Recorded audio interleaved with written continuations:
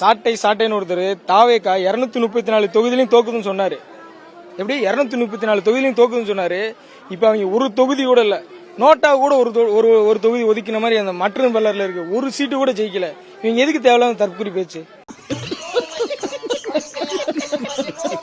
நம்மள தற்கூரின்னு சொல்லிட்டு அவங்க தற்கூரித்தனமா பேசிட்டு பர்சனல் அட்டாக்கு, இது கெட்ட வார்த்தை, அவதூறு, அப்புறம் நம்ம அந்த கட்சியை பத்தி லைட்டா இழிவா பேசிட்டோம்னா அவனை பார்த்து அது இதுன்னு கெட்ட வார்த்தையில பேசுறது எல்லாத்தையும் அவங்க பேசிட்டு கடைசியில நம்மளுக்கு அனுபவம் இல்ல, நம்மளுக்கு எப்படின்னா அரசியல் அனுபவம் இல்ல அப்படின்னு சொல்லிட்டு சொல்றது.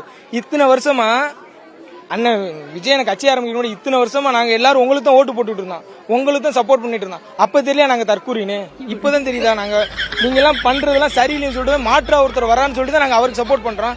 அவருக்கு சப்போர்ட் பண்ணும்போது மட்டும் நாங்க தற்கூரி, இத்தனை வருஷமா எங்களுக்கு தற்கூரின்னு தெரியலையா?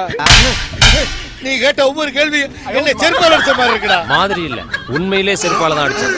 நாங்க ஓட்டு போட்டு நீங்க இத்தனை வருஷமா ஜெயிச்சீங்களே, எங்களை வச்சு தானே திரள்நிதி எங்க பேரை சொல்லி தானே தமிழர் வாழ்க, தமிழ வாழ்க, அது வாழ்க, இது வாழ்க, பிரபார் வாழ்கன்னு சொல்லிட்டு நல்லா வாங்கி திண்டீங்க. அம்மா இப்படி என்ன கிளம்ப வேண்டியதானே?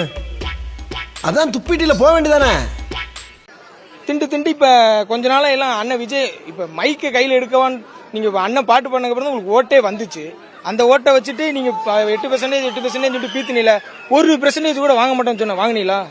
எங்க வாங்கினீங்க? ஒன்னும் வாங்க மாட்டீங்க. சாட்டை திரும்ப என்ன சொல்றேன்னா, இனி நீங்க வீட்டு விட்டு வெளியே வராதியே, வெளியே வந்தீங்கன்னா சுத்தி பாருங்க, எல்லாரும் கேட்பாங்க கேள்வி, ஒவ்வொருத்தனும் ஒவ்வொரு தடவை ஒவ்வொரு விதமா கேட்பான் கேள்வி. கேட்கிற கேள்வி நீனே ஒரு பாத்ரூம்ல பெனால குடிச்சு படுத்துருவ.